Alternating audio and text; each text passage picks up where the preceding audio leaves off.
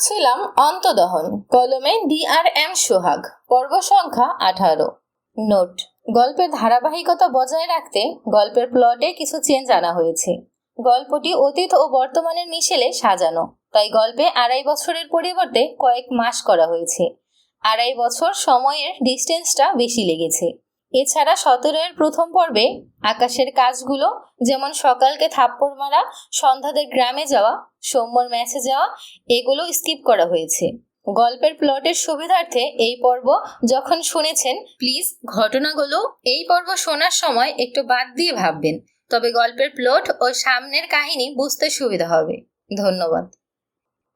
সৌম্য সন্ধ্যাকে নিয়ে বাস স্ট্যান্ডে এসেছে। কাউন্টারে গিয়ে সিলেট মৌলভীবাজারের 2টো টিকিট কাটে। রাত 2টোয় গাড়ি আছে একটা। সন্ধ্যার দুর্বল শরীর সৌম্য বাঁ হাতে আগলে রেখেছে। কাউন্টারের লোক 2টো টিকিট সৌম্যর দিকে বাড়িয়ে দিলে সৌম্য টিকিট নিয়ে পকেটে রাখে। এরপর ডান হাতে ব্যাগ আর বাঁ হাতে সন্ধ্যাকে আগলে নিয়ে একটি বসার জায়গায় গিয়ে বসে। আশেপাশে তাকিয়ে দেখলো কিছুটা দূরে একটি দোকান খোলা। সৌম্য সন্ধ্যার গালে হাত দিয়ে বলে, কিছু খাবি বনু?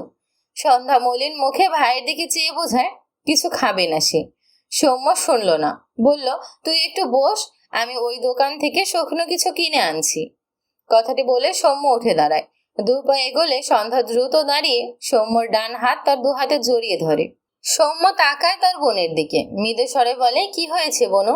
সন্ধ্যা ঝাপসা চোখে তাকায় ভাইয়ের দিকে, এরপর আশেপাশে তাকায়। সৌম্য হয়তো বুঝতে পারল সন্ধ্যা ভয় পাওয়ার কারণ। নিজেকে ভীষণ অসহায় লাগলো। সে তার বোনকে সেই পশুগুলোর হাত থেকে বাঁচাতে পারেনি, আর এই কারণে তার বোন ভয় পাচ্ছে। তার কি হয়েছে কে জানে। বোনের অসহায়ত্বে আজ শুধু তার চোখের কোণে পানি জমছে। সৌম্য ডান হাতে সন্ধ্যাকে নিজের সাথে আগলে নিয়ে ভারী গলায় বলে, আমি আছি বনু। এরপর বাঁ হাতে 2 চোখ ডোলে সন্ধ্যাকে নিয়ে সামনের দোকানে যায়। 3টে রুটি 3টে কলা কিনলো। তার কাছে বেশি টাকাও ছিল না, চাইলেও অনেক কিছু কিনতে পারলো না সৌম্য। আর একটি পানির বোতল কিনে এরপর সন্ধ্যাকে নিয়ে আগের জায়গায় এসে বসে। রুটির প্যাকেট ছিঁড়ে একটি কলা ছিলে সন্ধ্যার মুখের সামনে ধরে। মৃদু স্বরে বলে, খেয়ে নে বনু, নয়তো শরীর খারাপ করবে। সন্ধ্যা যে কিচ্ছু ভালো লাগছে না, তার শুধু কাঁদতে ইচ্ছে করছে, মরে যেতে ইচ্ছে করছে। তার এখনো মনে হচ্ছে ওই লোকটা তাকে কত বাজেভাবে ছুঁয়েছে। সে শব্দ করে কেন কাঁদতে পারে না? এর জন্য সন্ধ্যার দম বন্ধ লাগছে। না চাইতেও 2 চোখ বেয়ে টুপ টুপ করে পানি গড়িয়ে পড়ে। সৌম্য বুঝতে পারলো তার বোনের অবস্থা। কি করবে সে? তার বোন না হয় শব্দ করে কাঁদতে পারে না, সে তো পারে, কিন্তু তার কি বাচ্চাদের মতো কাঁদলে চলে? সৌম্য নিজেকে সামলালো। হাতের রুটি কলা রেখে মাটিতে হাঁটু মুড়ে বসে। এরপর সন্ধ্যার 2 হাত তার 2 হাতে ধরে অপরাধী গলায় বলে, আমি আর কখনো তোকে একা রেখে কোথাও যাব না বনু, প্লিজ নিজেকে একটু শক্ত কর। সন্ধ্যা নাক টেনে তার ভাইয়ের দিকে তাকালো।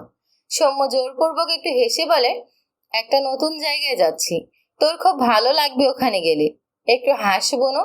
সন্ধ্যা 2 হাতে মুখ মুছল।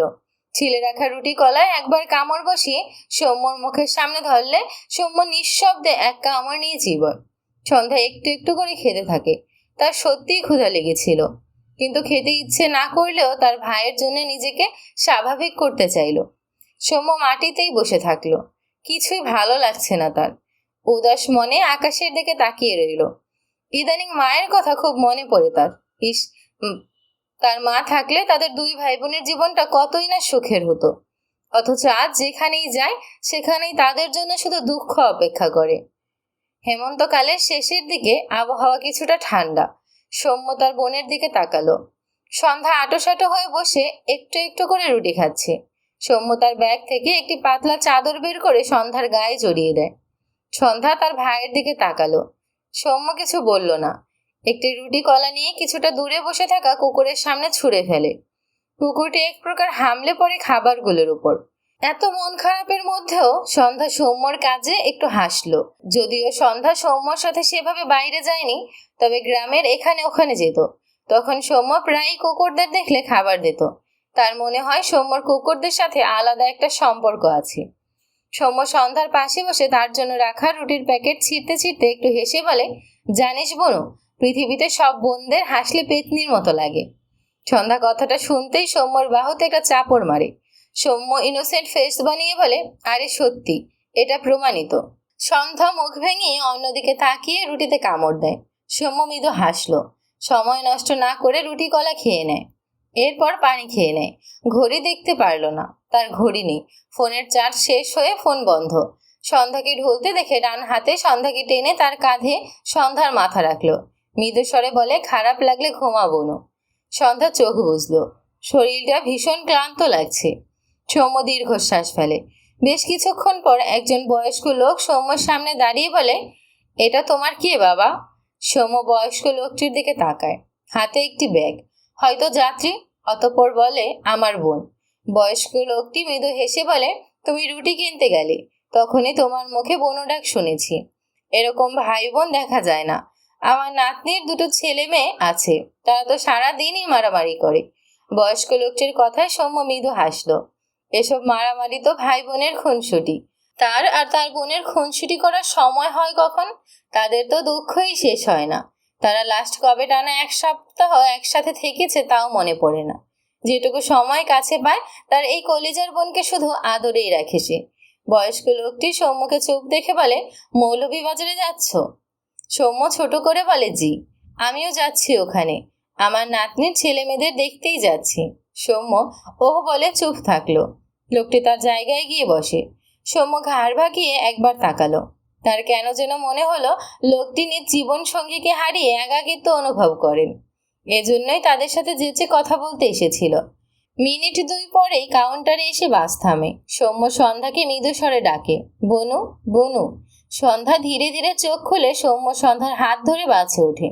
সন্ধ্যাকে আগে আগে হাঁটতে দিয়ে সৌম্য সন্ধ্যার পিছু পিছু হাঁটে।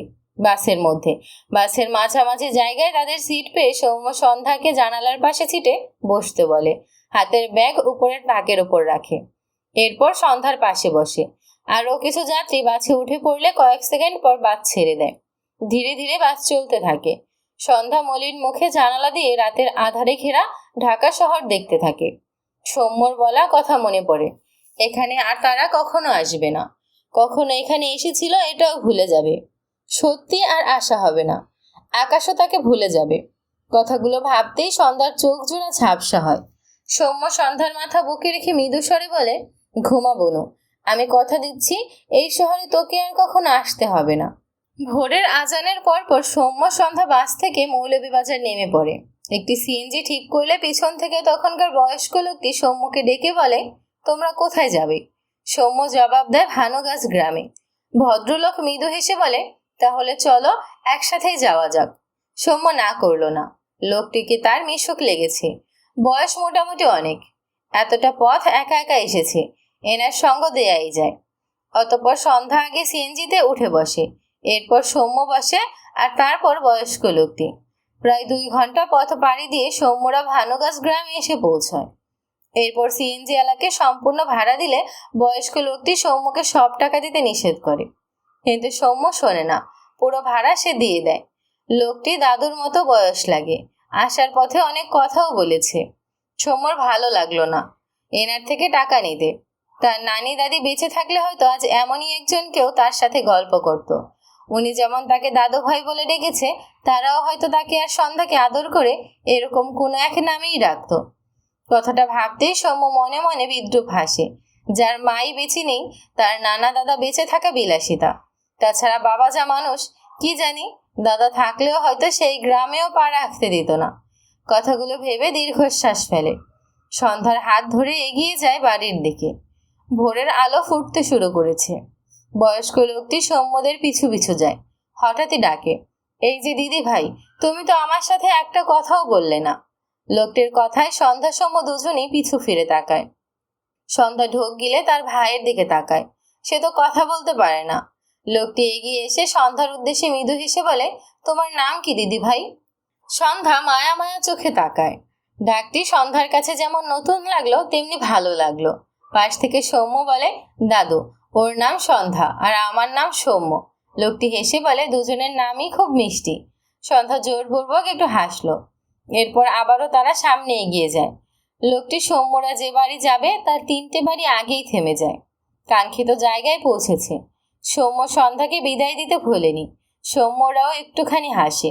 ভদ্রলোক থাকায় তাদের দুজনের মনটা একটু একটু ভালো হয়েছে। আকাশ রায়ানকে নিয়ে একটি সভায় এসেছে, যেখানে অনেক গণ্যমান্য ব্যক্তি আছেন অনেক সিনিয়র নেতা, যারা বক্তব্য দিচ্ছে। আকাশের সম্পূর্ণ মনোযোগ সেদিকে। যখন সভা মোটামুটি শেষের দিকে, তখন আকাশের সাথে একে একে সকলে কুশলাদি করে। আকাশের বাবার সাথেও করে। ভদ্রলোক এনাদের সাথে ভালো সম্পর্ক থাকায় আকাশের পথ আরো বেশি ক্লিয়ার। এখানের মোটামুটি কাজ শেষ। আকাশ রায়ানকে নিয়ে এখান থেকে বেরিয়ে ফাঁকা জায়গায় যায়। কোথা থেকে নিয়ে আজ আকাশের সামনে এসে দাঁড়িয়ে বলে, তুমি ব্যবসা রেখে এসবে জড়াতে চাইছো কেন? আকাশ নিয়াজকে দেখে ভ্রু কুঁচকে তাকায়। প্যান্টের পকেটের কাছে সাদা পাঞ্জাবি একটু উঁচু করে 2 হাত প্যান্টের পকেটে রেখে দাঁড়ায়। এরপর গম্ভীর গলায় বলে, আমার ইচ্ছা হলো তাই। কেন? নিয়াজ বিরক্ত হয়ে বলে, তুমি বছর কয়েক আগে এদিকে আসতে গিয়েও আসোনি। সেসব তোমার ব্যক্তিগত ব্যাপার, কিন্তু এখন তুমি এদিকে এসো না। আকাশ ভ্রু কুঁচকে বলে, রাজনীতি জিনিসটা বোধহয় খুব লোভনীয়, তাই না? এত বছর মাঠ ছেড়ে তোমাকে খেলতে দিলাম। এখন তোমার উচিত সসম্মানে আমাকে সভাপতির দায়িত্ব তুলে দেওয়া, কিন্তু তুমি আমাকে নিষেধ করছো। এত লোভী হলে তো পারা যায় না। নিয়াজ রেগে বলে, আমি লোভী না। তাহলে কি দুর্নীতিবাজ? নিয়াজ রেগে আকাশের পাঞ্জাবির কলার ধরে বলে, মুখ সামলে কথা বলবে। আকাশ শক্ত চোখে তাকায় নিয়াজের দিকে। 2 হাত পকেট থেকে বের করে তার কলারের কাছে নিয়াজের 2 হাত ঝাড়া দিয়ে নামিয়ে দেয়। এরপর রাগান্বিত স্বরে বলে, যে কেউ আমাকে টাচ করবে এসব আমার পছন্দ না। বোঝাতে পেরেছি? নিয়াজের মুখ অবয়বের পরিবর্তন নেই। আকাশ 2 হাত তুলে নিয়াজের শার্টের দুটো খুলে রাখা বোতাম লাগিয়ে দিতে দিতে গম্ভীর গলায় বলে, স্মার্ট সেজে লাভ নেই। যেখানে আমি আছি সেখানে তোমাকে কেউ গুনবে না। আকাশ নিয়াজের বোতাম দুটো লাগিয়ে দিয়ে তার পাশে দাঁড়ানো রায়ানের উদ্দেশ্যে বলে, রায়ান, আমি ঠিক বললাম তো? রায়ান একবার নিয়াজের দিকে তাকায় আর একবার আকাশের দিকে। তার কাছে তো দুজনকে আহামরি আলাদা লাগে না, তবে নিয়াজের দাড়ি খুঁজেই পাওয়া যায় না, আর আকাশের দাড়ি চাপ দাড়ির চেয়েও বড়। রায়ান আমতা আমতা করে বলে, মেয়েরা দাড়িওয়ালা ছেলেদের পছন্দ করে। নিয়াজের পাশে দাঁড়ানো নিয়াজের পিয়ে রিমন বলে, ঠিক বলেছ। নিয়াজ রিমনের দিকে রেগে তাকালে রিমন মাথা নিচু করে বলে, সরি স্যার। আকাশ ডান হাত দাড়িতে বোলায়, সাথে হাসে। এরপর গলা ঝেড়ে বলে, আপাতত রেস্ট করো, অনেকদিন তো দুর্নীতি করে কাটালে। নিয়াজ রেগে বলে, এখন কি তুমি দুর্নীতি করার জন্য মাঠে নামছো? আকাশ নিয়াজের দিকে একটু এগিয়ে গিয়ে দৃঢ় কণ্ঠে বলে, সেই কৈফত আমি তোমাকে দেব? এটা তুমি কিভাবে ভাবো মিস্টার নিয়াজ? যাও গিয়ে অ্যাপ্রন পরে মানুষের সেবা করো। নিয়াজ উত্তর করে, কাজটা তুমি ঠিক করছো না, আর আমি মাঠ ছেড়ে যাওয়ার মতো এত দয়ালুও না। আকাশ শব্দ করে হেসে ফেলল। মুহূর্তেই চোখ মুখ শক্ত করে বলে, আমাকে তোমার কোন অ্যাঙ্গেল থেকে দয়ালু মনে হচ্ছে? নিয়াজ বিরক্তিতে কপাল কুঁচকে নেয়। অতঃপর বলে, শুনলাম তুমি নাকি বিয়ে করেছো। বউয়ের চিন্তা করো একটু। আকাশের সন্ধ্যার কথা মনে পড়ল। মুহূর্তেই চোখ মুখ বিষণ্ণতায় ছেয়ে যায়। তবে খুব দ্রুত নিজেকে সামলে ভ্রু কুঁচকে বলে, তুমি আমার বউকে চিনো? নিয়াজ বলে, চিনি না, তবে চিনে নিব। আকাশ গম্ভীর গলায় বলে, নিজের সীমানার মধ্যে থাকো নিয়াজ। তাছাড়া তুমি তো ভদ্র ছেলে, আমার বউকে নিয়ে তোমার কাজ কি? নিয়াজ একটু হেসে বলে, আমি ভদ্র হলেও আমার চারপাশে অভদ্র লোকের অভাব নেই। তোমার বউয়ের কথাটা শেষ করার আগেই আকাশ নিয়াজের নাক বরাবর একটা ঘুষি মেরে দেয়। নিয়াজ তেড়ে যেতে নিলে রিমন নিয়াজকে সাপটে ধরে। আকাশ রাগান্বিত স্বরে বলে, তুই কি আমার হাতে মরতে চাইছিস? রায়ান আকাশকে বলে, স্যার, এখানে ঝামেলা করলে আপনি হেরে যাবেন। আকাশ রেগে বলে, গেলে যাব, আমি তো এর জান নিয়েই নেব। আমার বউকে নিয়ে বাজে কথা বলার সাহস কোথায় পায়ো? রায়ান বলে, কিন্তু আপনি তো আপনার বউকে আকাশের শক্ত দৃষ্টি দেখে রায়ান চুপ হয়ে যায়। নিয়াজ ঝামেলা এড়াতে দাঁড়িয়ে থাকে, তবে চোখে মুখে রাগ। রায়ানের অর্ধেক কথায় ভ্রু কুঁচকে চেয়ে আছে।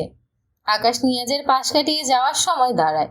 অতঃপর নিয়াজের দিকে তাকিয়ে কঠোর স্বরে উচ্চারণ করে, স্কামব্যাগ। এরপর হন হন করে তার গাড়ির দিকে এগিয়ে যায়। রায়ানও পিছু পিছু যায়। নিয়াজ বিস্ময় চোখে তাকায়। গালিটা ঠিক তার হজম হচ্ছে না। চরম লেভেলের মেজাজ খারাপ হয়, কিন্তু এবারেও ঝামেলা করলো না, কারণ ঝামেলা করলে যে সভাপতির আসন থেকে এক ধাপ পিছিয়ে যাবে। রিমন নিয়াজকে বলে, স্যার, স্কামব্যাগ মানে কি? নিয়াজ রেগে বলে, মূর্খ। রিমন ভ্রু কুঁচকে বলে, মূর্খর ইংলিশ এটা নয় স্যার। নিয়াজ বিরক্ত চোখে তাকায়। রিমন মেকি হেসে টপিক এড়িয়ে বলে, স্যার, আপনি তো অনেক ভালো মানুষ।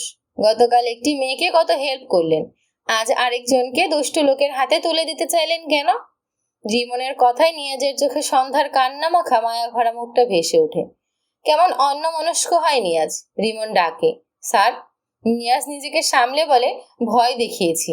রিমন সাথে সাথে বলে, কিন্তু আকাশ ভাইয়া তো ভয় পায়নি, উল্টো রেগে আপনাকে মেরে দিয়ে গেল।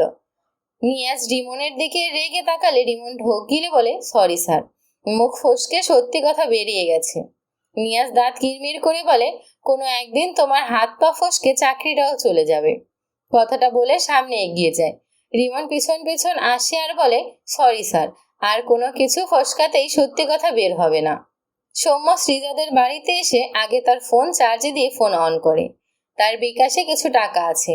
রিহানের থেকে বাকি টাকা নিয়ে আগে নিয়াজকে দিয়ে দিবে, নয়তো সে শান্তি পাচ্ছে না। রিহানকে কল করলে সাথে সাথে কল রিসিভ হয়। সৌম্য কিছু বলার আগেই রিহান বিচলিত কণ্ঠে বলে, এই সৌম্য, তুই কোথায় গিয়েছিস? আর ঘরের এসব কি অবস্থা? মনে হচ্ছে যুদ্ধ হয়েছে এই ঘরে। সৌম্য দীর্ঘশ্বাস ফেলে বলে, যেখানে আছি ভালো আছি, এসব বাদ দে। আমি আর ঢাকা যাচ্ছি না। তুই আমাকে 5,000 টাকা দে, আমি কয়েকদিন পর ঘর ভাড়া সহ এই টাকা দিয়ে দেব তোকে। রিহান অবাক হয়ে বলে, তা দিচ্ছি, কিন্তু তুই এভাবে না বলেই চলে গেলি, আবার আসবি না বলছিস। আচ্ছা, গিয়েছিস কোথায়?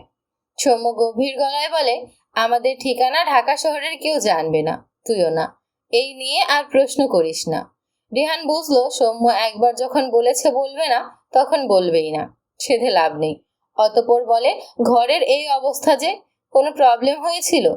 সৌম্য একটু চুপ থেকে বলে, আমার আর বনুর জীবনে দুঃখের শেষ নেই। গতরাতে সেরকমই কিছু দুঃখ হেঁটে এসেছিল। এটুকু বলে থামে। এরপর ঢোক গিলে বলে, ইরাবতীর সাথে তোর দেখা হয়েছিল? রিহান দীর্ঘশ্বাস ফেলে বলে, না। সৌম্য মলিন কণ্ঠে বলে, ওর খোঁজ নিস তো একটু, তোকে জানাবো। সৌম্য শ্বাসরুদ্ধকর কণ্ঠে বলে, দরকার নেই, ওর হয়তো বিয়ে হবে খুব দ্রুত। রিহান অবাক হয়ে বলে, আসলেই? সৌম্যর গত পরশু রাতের কথা মনে পড়ল, যখন সে তার ইরাবতীর থেকে কথা নিয়েছিল ইরা যেন বিয়ে করে। ইরাবতী তাকে আর কল দেয়নি, হয়তো বিয়ের প্রস্তুতি নিচ্ছে। এভাবে একদিন তার ইরাবতী অন্য কারো হয়ে যাবে। আর সৌম্যর ভাণ্ডারে ইরাবতীকে না পাওয়ার আক্ষেপ, দুঃখ, কষ্ট, হাহাকার জমা হবে। কথাগুলো ভেবে সৌম্যর দম আটকে আসলো। চোখ বুজে সময় নিয়ে নিজেকে সামলে নেয়। এরপর বলে, এসব বাদ দে, যা বললাম এটা করিস। এখন রাখছি। কথাটি বলে সৌম্য কল কেটে দেয়। সন্ধ্যা একটি রুমে এসে ফ্রেশ হয়। তখন থেকে চুপচাপ বসে আছে। সৌম্য তাকে এই রুমে বসিয়ে কোথায় যেন গেল। সন্ধ্যার শুধুমাত্র একজন ভদ্রমহিলার সাথে দেখা হয়েছে, যার সাথে সৌম্য পরিচয় করিয়ে দিয়েছে। মামি হয় তার। সৌম্য মাঝে মাঝে এই মামা মামির গল্প করতো তার কাছে। কিছুক্ষণ পর দেখলো সৌম্য একজন ভদ্রলোক, একটি বাচ্চা আর একজন মেয়েকে সাথে করে এই রুমে আসছে। সন্ধ্যা অপরিচিত সবাইকে দেখে দাঁড়িয়ে যায়। সৃজান ঘুমিয়েছিল, উঠতে লেট হয়ে গিয়েছে, তাই দেরিতে আসলো। সৃজা দৌড়ে এসে সন্ধ্যাকে জড়িয়ে ধরে বলে, কেমন আছো সন্ধ্যা? তোমাকে দেখার অনেক ইচ্ছে ছিল আমার। সন্ধ্যা জোরপূর্বক একটু হাসে। সৌম্যর মামা এগিয়ে এসে বলে, কেমন আছো সন্ধ্যা মা? সন্ধ্যা মাথা নেড়ে বোঝায় সে ভালো আছে। সৌম্যর দিকে তাকালে সৌম্য এগিয়ে এসে বলে, এটা আমার মামা, মনে পড়েছে? সন্ধ্যা ভদ্রলোকটির দিকে তাকায়। সৃজার বাবা সন্ধ্যার মাথায় হাত রেখে বলে, সৌম্যকে কত বলতাম তোমাকে আনতে, সৌম্য নিজেই আসতো না। তোমাকে কি আনবে? এবার থেকে তোমরা এখানেই পার্মানেন্ট হয়ে গেলে, আমি কিন্তু খুব খুশি হয়েছি। সন্ধ্যা মৃদু হাসলো। সৃজার বাবা বাজারের দিকে যায়। তারা জানতো না সৌম্যরা আজ আসবে, জানলে আগে থেকেই বাজার করে রাখতো। অতঃপর বাইরে যেতে যেতে সৌম্যর উদ্দেশ্যে বলে, তোমরা বিশ্রাম নাও বাবা, আমি আসছি। সৌম্য ছোট করে বলে, জি মামা। সৃজা কোমরে হাত রেখে বলে, আর আমি তাদের মেয়ে সৃজা। এরপর সৌম্যর দিকে চেয়ে বলে, আপনার বোনকে আমার পরিচয় দিলে কি আপনার মুখ ক্ষয় হয়ে যেত? সৌম্য বিরক্ত চোখে তাকায়। সন্ধ্যা একবার সৃজার দিকে তাকায়, আরেকবার সৌম্যর দিকে। সৌম্য সন্ধ্যার উদ্দেশ্যে বলে, বোনু, ঘুমিয়ে নেই একটু। সৃজার ছোট ভাই সন্ধ্যার সামনে সে ডান হাতের আঙুল উঁচিয়ে বলে, তোমার নাম কি বুলু? সন্ধ্যা বাচ্চা ছেলেটির দিকে তাকায়। সৃজা তার ভাইকে কোলে নিয়ে সন্ধ্যার সামনে সামনে দাঁড় করিয়ে বলে, এটা তোমার সন্ধ্যা আপু। বাচ্চাটি বলে, তুমি অন্ধকাল? সৃজানের কথায় সন্ধ্যা সৃজা একটু হাসলো। সৌম্য সৃজার দিকে তাকিয়ে বলে, এখান থেকে যাও। সৃজা বিব্রত বোধ করে বলে, কেন? সৌম্য সৃজানের দিকে তাকিয়ে বলে, তোমার আপুকে নিয়ে যাও সৃজান ভাইয়া, আমরা অনেক ক্লান্ত। সৃজা বিরক্ত হয়ে বাইরে যেতে যেতে বিড়বিড় করে, ইচ্ছে করে আমাকে বের করে দিল। সন্ধ্যা না থাকলে আর আসতামই না। সৃজার গলা জড়িয়ে ধরে বলে, কি বলছো? সৃজা রেগে বলে, ঘোড়ার ডিম। সৃজন এক আঙুল গালের ভিতর দিয়ে আওড়ায়, ঘোলাল ডিম। সৃজা বেরিয়ে গেলে সন্ধ্যা সৌম্যর সামনে গিয়ে ইশারায় বলে, তুমি আপুটাকে এভাবে যেতে বললে কেন? সৌম্য মৃদুস্বরে বলে, এমনি, বেশি কথা বলে। তুই একটু ঘুমিয়ে নে বনু। সন্ধ্যা সৌম্যর পরনের শার্টের দিকে তাকালো।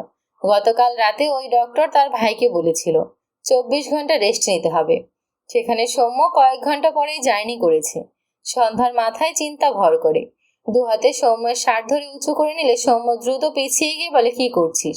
সন্ধ্যা বিরক্ত হয়। সে সৌম্যর ক্ষতস্থান দেখতে চায়। এখন কি অবস্থা? সন্ধ্যা আবারও এগিয়ে গেলে সৌম্য উল্টো ঘুরে দাঁড়ায়। এতটা পথ জার্নি করে পেটে প্রচন্ড চাপ পড়েছে। রক্ত ঝরেছে, আবার ভেজা ভেজা লাগছে। খুব ভালোই বুঝলো সন্ধ্যা তার অবস্থা দেখতে চাইছে। এরকম অবস্থা দেখে তার বোনটা আবার ভয় পাবে। এমনিতেই কাল থেকে কম কিছু ঘটেনি তার বোনের সাথে। সে তার পেটের একরকম অবস্থা সন্ধ্যাকে কিছুতেই দেখাতে পারবে না। সন্ধ্যা সৌম্যর সামনে এসে আবারও শার্ট ওঠাতে নিলে সৌম্য দ্রুত পায়ে বিছানার উপর গিয়ে বসে বলে, আমি ঠিক আছি বনু, তুই ঘুমা। সন্ধ্যা খুব বিরক্ত হয়। সৌম্যর সামনে গিয়ে ইশারায় বোঝায়, আমাকে দেখতে দাও ভাইয়া। সৌম্য মৃদু হেসে বলে, আমি ঠিক আছি, বিশ্বাস কর, তুই ঘুমা, আমি তোর মাথায় বেলি কেটে দিচ্ছি। সন্ধ্যার রাগ লাগছে। সে একটু ঝুঁকে সৌম্যর শার্টে হাত দিলে সৌম্য দু হাতে তার শার্ট টেনে ধরে। অসহায় কণ্ঠে বলে, আরে শার্ট ধরে টানাটানি করিস না। আসলে অনেকদিন পর তোকে দেখে আমার একটু আধটু লজ্জা লাগছে, বুঝলি বোনো? সৌম্যর কথা শুনে সন্ধ্যা এত অদ্ভুতভাবে তাকালো যেন সে এইরকম অবাস্তব কথা তার ইহজীবনেও শোনেনি। সৌম্য সন্ধ্যার দৃষ্টি দেখে অপ্রস্তুত হয়ে পড়ে। গতকালই তো কতক্ষণ খালি গায়ে ছিল। ইস, লজিকলেস কথা বলে ফেলেছে। সন্ধ্যা রেগে দু হাতে সৌম্যর মাথার চুল টেনে ধরে। সৌম্য চোখ মুখ কুঁচকে নেয়। তার শার্ট ছেড়ে সন্ধ্যার দু হাত ধরে বলে, আরে কি করছিস? চুল ছাড়। আহ! সন্ধ্যা সৌম্যর চুল ছেড়ে সুযোগ পেয়ে সৌম্যর শার্ট উঁচু করে ধরে। সৌম্যর পেটের অবস্থা দেখে বিস্ময় চোখে তাকায়। সৌম্য ঢোক গিলল। সন্ধ্যা সৌম্যর দিকে তাকালে সৌম্য সন্ধ্যার হাত ধরে তার পাশে বসিয়ে দেয়। এরপর মৃদু হেসে বলে, জার্নি করেছি, তাই একটু প্রবলেম হয়েছে। রেস্ট করলেই ঠিক হয়ে যাবে, তুই চিন্তা করিস না। সন্ধ্যা সৌম্যকে ঠেলে বোঝায় এক্ষুনি ডক্টরের কাছে যেতে। পরে যাব বনু, এখন ভালো লাগছে না। সন্ধ্যা দুদিকে মাথা নেড়ে বোঝায় সে মানবে না। এক্ষুনি যেতে হবে ডক্টরের কাছে। সন্ধ্যা ঠেলা ঠেলিতে সৌম্য দীর্ঘশ্বাস ফেলে। দু হাতে সন্ধ্যার দু হাত ধরে বলে, তোর ভাইকে তুই কবে থেকে বড়লোক ভাবতে শুরু করলি বনু? কথাটা শুনতেই সন্ধ্যা অবাক হয়ে সৌম্যর দিকে তাকায়। সন্ধ্যা বুঝতে পারলো তার ভাইয়ের কাছে টাকা নেই। সন্ধ্যা নিজেকে ভীষণ অসহায় লাগলো। কিছুক্ষণ শান্ত হয়ে বসে থাকলো সন্ধ্যা। মলিন মুখে সৌম্যর পাশ থেকে উঠে দাঁড়ায়। সৌম্য মাথা নিচু করে বসে থাকলো। সন্ধ্যা ব্যাগের ভেতর থেকে তার একটি অপরিষ্কার ওড়না বের করে চোখের কোণে জমা অশ্রুকণা ডান হাতে মুছে নেয়। মনে মনে খুব করে বলল, আল্লাহ, আমার ভাইকে টাকা ছাড়াই সারিয়ে দাও। এরপর সন্ধ্যা সৌম্যর সামনে এসে বসে নিজেই সৌম্যর শার্ট খুলে দিল। সৌম্য মলিন মুখে তার বোনের দিকে চেয়ে আছে। সন্ধ্যা সৌম্যর শার্ট খুলে রেখে সৌম্যর পেটে লেগে থাকা রক্তকণা তার শুকনো ওড়না দিয়ে আলতো হাতে মুছে দিতে থাকে। সন্ধ্যা এত করে চাইলো নিজেকে স্বাভাবিক রাখতে, কিন্তু পারল না। চোখ থেকে দুফোঁটা অস্ত্র গড়িয়ে তার হাতের উপর পড়ে। সৌম্যর চোখ এড়ায় না, কিন্তু সে কিছু বলল না। ঘাড় বাঁকিয়ে জানালার ফাঁকে নীল আকাশের দিকে তাকায়। লম্বা শ্বাস টেনে সামনের দিকে ফিরে সন্ধ্যার মাথায় হাত রাখে। সন্ধ্যা ঝাপসা চোখে তাকায় সৌম্যর দিকে। দু হাতে সৌম্যর পেটে ওড়না চেপে রাখা। সৌম্য ডান হাতে সন্ধ্যার চোখের পানি মুছে দিয়ে বোঝানোর স্বরে বলে, জানিস বনু, কষ্ট পেয়ে দুর্বল মানুষরা কাঁদে, আর দুঃখরা সুযোগ পেয়ে সেই দুর্বল মানুষদেরকে আষ্টে পিষ্টে জড়িয়ে ধরে। কিন্তু আমি চাই আমার বনু হবে ভীষণ স্ট্রং। হাজারটা দুঃখ কষ্ট নিজের মাঝে মুড়িয়ে অটল বৃক্ষের ন্যায় শক্ত হয়ে দাঁড়িয়ে থাকবে। তুই আমার এই ইচ্ছেটা পূরণ করবি বনু? সন্ধ্যা মনোযোগ দিয়ে শুনলো ভাইয়ের কথা। জোরপূর্বক একটু হেসে ডান দিকে মাথা গাঁত করে হ্যাঁ বোঝালো। সৌম্য মৃদু হাসলো। সময় বহমান, সে থেমে থাকে না। কারো হাসিতে থামে না, কারো দুঃখে থামে না, কারো অশ্রুতেও থামে না, না তো কারো দীর্ঘশ্বাস বা অপেক্ষাতে। সে তার মতো চলে যায়, যেমনটা পেরিয়েছে প্রায় 1.5 মাস। আকাশ সৌম্যদের গ্রামে গিয়েছিল সৌম্য আর সন্ধ্যার খোঁজ করতে, কিন্তু সেখানে সন্ধ্যা সৌম্য কেউ নেই। কতজনকে জিজ্ঞেস করেছে ও, কিন্তু সবার একই কথা, কেউ জানে না। সৌম্য সন্ধ্যা প্রায় 2 মাসের বেশি গ্রামে যায়নি। এরপর আকাশ ভার্সিটিতে গিয়ে সৌম্যর ক্লাসমেটদের থেকে সৌম্যর রুমমেট রিহানের খোঁজ নিয়ে সেখানেও গিয়েছিল। রিহানও তাকে জানায় গত 1 মাস আগে সৌম্যর সাথে তার শেষ কথা হয়। এরপর সে সৌম্যর ফোনে অনেক চেষ্টা করেছিল, কিন্তু আর পায়নি। সৌম্যরা কোথায় গিয়েছে এটাও তাকে জানায়নি। আকাশ সব জায়গায় থেকে হতাশ হয়ে ফিরে এসেছে। আসমানি নাওয়ানের মতো হাসি খুশি মানুষটা নিশ্চুপ হয়ে গিয়েছে। আকাশকে মাঝে মাঝে জিজ্ঞেস করে সন্ধ্যার খোঁজ পেয়েছে কিনা। আকাশের উত্তর বরাবরই হয় না। শীতকালের শুরু, ধরনের বুক থেকে দুপুরের কড়া রোদ মুছে গিয়েছে। নেমেছে বিকালের ঠান্ডা আবহাওয়া। প্রকৃতি জুড়ে মৃদু বাতাস বইছে। এখনকার হাওয়া বেশ ঠান্ডা। আকাশ বেলকনিতে উদাম শরীরে দাঁড়িয়ে আছে। মাত্র শাওয়ার নিয়ে এসে দাঁড়িয়েছে। পরনে সাদা গ্যাভার্ডিন প্যান্ট। দৃষ্টি বকুল ফুলের গাছতলায়, যেখানে ছোট্ট ছোট্ট বকুল ফুল গাছ থেকে ঝরে মাটিতে অবহেলে পড়ে গেছে। ফুলগুলোকেও যত্ন নিয়ে মাটি থেকে তুলছে না। আকাশের চোখের পর্দায় ভাসে সন্ধ্যার ফুল কোরআনের দৃশ্য। সন্ধ্যা থাকলে আজও হয়তো সন্ধ্যা মাটিতে পড়ে থাকা ফুলগুলো আদরে হাতে তার আঁচলে ভরত। আকাশের দৃষ্টিতে অসহায়ত্ব। সন্ধ্যা কেন নেই? কোথায় হারিয়ে গেল? ডান হাতে বকুল ফুলের মালাটি মুখ বরাবর উঠিয়ে সামনে ধরে আকাশ। 1.5 মাসের বেশি হয়ে গেল ফুলগুলোর বয়স, যেটা শুকিয়ে কাঠ হয়ে গিয়েছে বলা যায়। সন্ধ্যার হাতে গাঁথা মালা। আকাশ ফেলে দেয়নি এটা। সন্ধ্যার রেখে যাওয়া চিঠিতে লেখা একটি লাইন আকাশের কানে প্রতিধ্বনিত হয় বারংবার। একটি শেষ কথা রাখবেন? বকুল ফুলের এই মালাটি শুকিয়ে গেলেও আপনার কাছে রেখে দিবেন? আকাশ বারবার এপাশ ওপাশ করে মাথা নাড়ায়। বাঁ হাতে বেলকনির গ্রিল থাবা দেওয়ার মতো করে আঁকড়ে ধরে। ডান হাতে ধরে রাখা শুকনো ফুলের মালার পানে দৃষ্টি রেখে অসহায় কণ্ঠে বিড়বিড়িয়ে আওড়ায়, আমি তোমার শুকনো মালা রেখে দিয়েছি সন্ধ্যা, কিন্তু তুমি কোথায় হারালে? প্লিজ তোমার একটা খোঁজ দাও। আমি অসুস্থ হয়ে গিয়েছি সন্ধ্যা। সুস্থতার কারণটা তুমি। তবে কেন এই অসুস্থ আমিকে একবার দেখতে আসছো না? প্লিজ এসো। মৃদু শীতল হাওয়ায় আকাশের উদাম গা ছুঁয়ে দেয়। প্রশস্ত বুক ফেটে ঘাম জমতে শুরু করে। আকাশ চোখ বুঝলো। বেশ কিছুক্ষণ এভাবে থেকে হঠাৎই গট গট পায়ে ঘরের ভেতর যায়। টেবিলের উপর থেকে ফোন নিয়ে সৌম্যর নাম্বারে কল করে। বরাবরের মতোই ফোন বন্ধ। আকাশ এ পর্যন্ত যতবার কল দিয়েছে, ওপাশ থেকে প্রতিবার মেয়ে কণ্ঠে বিরক্তিকর এক লাইন ভেসে আসতো, কাঙ্ক্ষিত নাম্বারটিতে সংযোগ দেওয়া সম্ভব হচ্ছে না। একই লাইন এবারেও ভেসে আসলো। আকাশ স্ট্যাচু হয়ে দাঁড়িয়ে রইল। এভাবেই তার দিন যায়।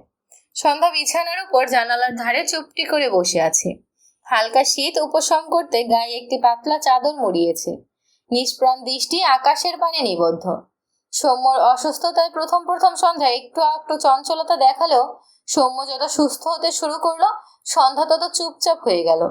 সেই রাতে খারাপ স্মৃতিগুলো যেন একটু একটু করে সন্ধ্যাকে কুড়ে খেতে শুরু করলো। মেয়েটি আর কাঁদে না। কি জানি সৌম্য বলেছিল বলে কাঁদে না, নাকি সে পাথর হয়ে গেছে। সৌম্য কিছু বললে চুপচাপ ইশারায় বলে, তারপর আবারও চুপ হয়ে যায়, যেন সে কোনো রোবট। সৌম্য সন্ধ্যাকে নিয়ে খুব চিন্তা করে। সে বুঝতে পারে না কিভাবে সন্ধ্যাকে স্বাভাবিক করবে। সৃজা এত এত গল্প করে। সৌম্য তার ইগো রেখে নিজেই সৃজাকে গিয়ে অনুরোধ করেছে তার বোনকে একটুখানি হাসাতে, তার বোনকে সময় দিতে। সৃজা কত শত হাসির কথা বলে। সন্ধ্যা এক ধ্যানে চেয়ে থাকে, হাসে না, কাঁদেও না। সৃজার ভীষণ মন খারাপ হয়, আর সৌম্যর চিন্তার পাল্লা ভারী হয়। সৌম্য বাইরে গিয়েছে। সন্ধ্যার পায়ের কাছে সৌম্যর ফোন। সৌম্য তার ফোন 2-1 মিনিটের জন্য মাঝে মাঝে অন করে প্রয়োজনে, এরপর আবার অফ করে রাখে। এখন ফোন বন্ধ ছিল। হয়তো সন্ধ্যার পায়ের চাপ লেগেই ফোন খুলে গিয়েছে। সৌম্যর ফোন ভাইব্রেট হয়। সন্ধ্যা বুঝেছে কিনা সে মেঘলা আকাশ থেকে দৃষ্টি সরালো। প্রয়োজন বোধ করলো না ফোন তোলার। সৃজা সন্ধ্যাকে ডাকতে ডাকতে সন্ধ্যার পাশে এসে বসে। ফোন ভাইব্রেটের শব্দ পেয়ে ফোন হাতে তুলে নেয়। নড়াচড়ায় সন্ধ্যা ঘাড় ফিরে সৃজার দিকে তাকায়। সৃজা সন্ধ্যাকে ফোন দেখিয়ে বলে, কে যেন কল করেছে সৌম্য ভাইয়ার ফোনে, আমি ধরবো নাকি রেখে দেব? সন্ধ্যা কিছু বলল না। আবারও জানালার দিকে তাকাতে গিয়ে ফোনের স্ক্রিনে চোখ পড়ে সন্ধ্যার। স্ক্রিনে বড় বড় করে লেখা আকাশ ভাইয়া। সন্ধ্যার চোখ আটকায় সেথায়। সৃজা আবারও কিছু বলার আগে সন্ধ্যা টান মেরে সৃজার হাত থেকে ফোন নিয়ে নেয়। সৃজা অবাক হয়। সন্ধ্যা সৃজার দিকে চেয়ে ঢোক গিলল। কাপা হাতে কল রিসিভ করে কানে ধরে। আকাশ তখন ফোন বন্ধ পেয়েও পরপর আরো কয়েকবার কল দিচ্ছিল। হঠাৎই সৌম্যর নাম্বারে কল ঢুকলে আকাশ যেন আসমানের তারা হাতে পায়। রিসিভড হওয়ার সাথে সাথে বিচলিত কণ্ঠে ডাকে, সৌম্য, তুমি কোথায়? সন্ধ্যা ঢোক গিলল। কতদিন পর আকাশের ভয়েস শুনতে পেল। চোখের কোণে জলকণা জমতে শুরু করেছে। আকাশ উত্তর না পেয়ে আবারও বলে, সৌম্য, কথা বলো প্লিজ। কোথায় আছো তোমরা? সন্ধ্যা কোথায়? সন্ধ্যার চোখের সামনে আবারও সেই রাতের আবছা স্মৃতি ভেসে ওঠে। লোকটি তাকে কত বাজেভাবে ছুঁয়েছিল। গলায়, হাতে, পায়ে, মুখে কত শত ক্ষতের দাগ রয়ে গিয়েছে আজও। বা হাত কোলের উপর রাখা, যা ধীরে ধীরে কাঁপতে শুরু করেছে। সন্ধ্যার মনে পড়ল তার ভাইকে আকাশের বলা শেষ কথা, ডিভোর্স পেপার হাতে পেলে সে সৌম্যকে জানাবে। আকাশ তাকে এমনিই ডিভোর্স দিতে চেয়েছিল। এসব শুনলে তাকে কতই না ঘৃণা করবে। কথাগুলো ভাবতেই সন্ধ্যার নিঃশ্বাস ভারী হয়ে আসে। ধীরে ধীরে পুরো শরীরে কম্পন শুরু হয়। নিঃশ্বাসের তীব্রতা বাড়তে থাকে। শব্দ করে শ্বাস নেয় সন্ধ্যা। সৃজা ভয় পেয়ে সন্ধ্যার বাঁ হাত ধরে বলে, সন্ধ্যা, কি হয়েছে তোমার? সন্ধ্যা তাকালো না সৃজার পানে। চোখ জোড়া বুজে নিয়েছে। দু চোখ থেকে টুপটুপ করে 2 ফোঁটা অশ্রু গড়িয়ে পড়ে। শরীরের কম্পন বাড়লো বই কমলো না। না চাইতেও কতদিন পর রোবটের মতো মেয়েটির চোখ ভিজল। আকাশ সৃজার বলা সন্ধ্যা শব্দটি শুনতে পেয়েছে। সাথে সন্ধ্যার অস্বাভাবিক শ্বাস প্রশ্বাসে আকাশের বুকে চিনচিনে ব্যথার উৎপত্তি দেখা দেয়। 2 চোখের পাতা বন্ধ করে ঢোক গিলে ভাঙা গলায় ডাকে, সন্ধ্যা।